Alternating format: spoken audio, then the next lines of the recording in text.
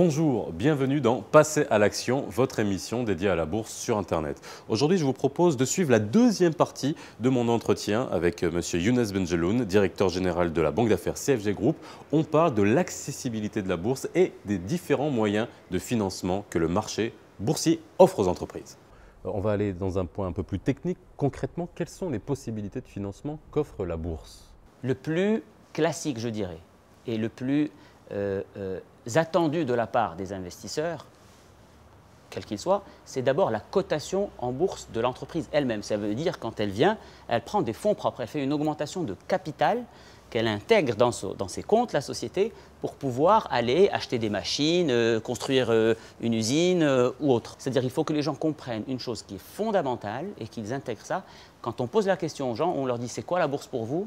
Ils pensent à une seule chose. Ils pensent à la bourse, je peux aller acheter des actions. Mais très peu. Ou céder des actions. Ou céder des actions. Voilà, ou faire des pour les revendre plus tard pour faire une plus-value.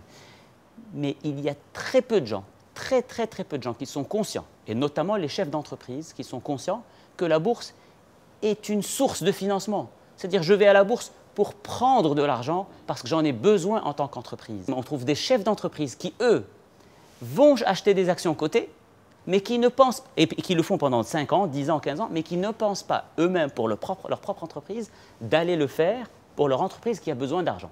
Et ils sont dans un monde où ils s'endettent, où ils pensent qu'ils sont peut-être surendettés, ou qui n'ont plus les moyens d'injecter de l'argent pour grandir, pour faire face à la concurrence, etc., etc. Donc on a besoin de changer la mentalité que la bourse est égale, j'achète des actions, je vends des actions pour faire des plus-values.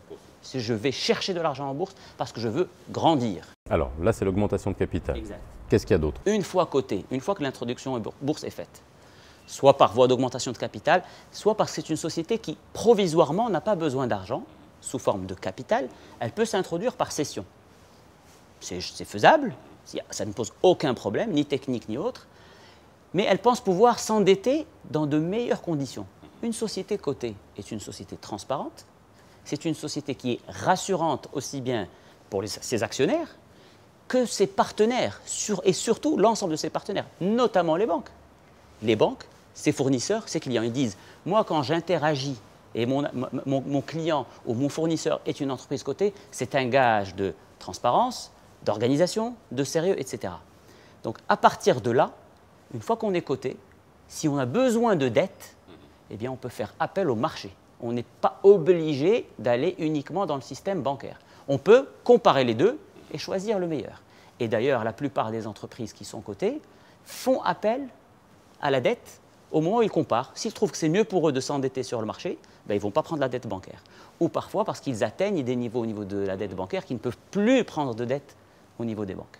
Alors, dernière chose, est-ce qu'il y a une taille minimale pour pouvoir s'introduire en bourse pour une entreprise? Il y a un minimum en nombre d'actions à émettre, il y a un minimum en montant en dirhams à émettre qui est, je crois, de 10 millions de dirhams. D'accord? Bon, les gens peuvent dire « Ouah, 10 millions de dirhams, ce n'est plus une petite entreprise ». Si, c'est quand même une petite entreprise. Quand on émet 10 millions de dirhams de capital, on peut être une entreprise qui n'a aujourd'hui que 10 millions de dirhams, mais elle peut émettre 10 autres. Et évidemment, ça ne va pas faire 50% de dilution parce qu'on valorise l'entreprise avant d'émettre. Hein. Donc, c'est peut-être une dilution de 20 ou 25%. Alors, donc, c'est ça le minimum. Et évidemment, une petite, je vais dire n'importe quoi, une entreprise qui consiste en une boutique, par exemple, toute petite, ben, en général, d'abord, elle n'a pas besoin de ce genre de somme d'argent, mais une PME dans des domaines comme le textile, qui ne sont absolument pas cotés, pas représentés, il y a plusieurs domaines qu'on ne voit pas chez nous, qui ne sont pas cotés à la Bourse de Casablanca, et qui ont besoin d'argent, et qui ont besoin de grandir, qui ont besoin de faire de la communication, qui ont besoin d'acheter des machines, etc. Donc, le minimum n'est pas un frein aujourd'hui. Ce n'est pas un frein aujourd'hui, le minimum, sur le plan réglementaire.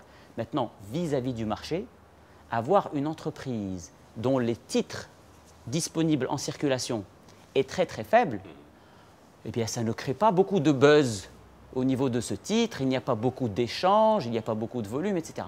Mais ce n'est pas grave, parce que l'entreprise, quand elle vient en bourse, elle vient d'abord parce qu'elle a besoin de cet argent. Elle vient, elle prend l'argent, elle part pendant 2 ou 3 ans, et elle revient, et elle continue à informer le marché au fur et à mesure qu'elle a grandi, qu'elle est en train de grandir, et que le 10 millions va croître. Je vais vous donner un exemple très simple. La société Autonjma a été cotée en bourse il y a à peu près 13 ou 14 ans. Le montant de l'émission d'Autonjma, à l'époque, c'était quelque chose comme 30 millions de dirhams. Aujourd'hui, ces 30 millions de dirhams ont été multipliés par 15. grâce à la croissance de l'entreprise. Donc elle est rentrée toute petite, cette entreprise, et parce qu'elle a pris de l'argent, parce qu'elle a grandi, parce qu'elle a investi et elle a cru, elle est devenue aujourd'hui une grosse moyenne entreprise, pour ne pas dire une grande entreprise. Et donc, grandir avec la bourse est important. Ne pas dire j'attends de grandir pour aller à la bourse.